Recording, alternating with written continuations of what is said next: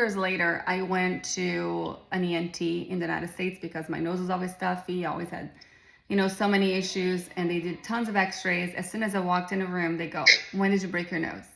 And I was like, "I haven't broken my nose." They were like, "Think about it." And I was like, "Oh my gosh, that one time when I was 10 years old."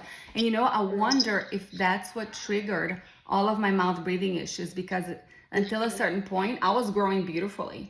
I was growing a good jawline. I had a cute nose, and then all of a sudden, everything goes downhill because something happens usually. Sometimes people get sick, and they get sick for a month, where you can't breathe for a month. Well, it takes 21 days for a new habit to form. All of a sudden, you become a mouth breather. And to break that habit, you have to train again. So that's what myofunctional therapy does. We'll train you how to get back into nasal breathing if it was a habit that formed. So of course, with my nose broken, I stopped being able to breathe as well, and started sleeping with my mouth open. I started snoring. I started, allergies got worse, all of that.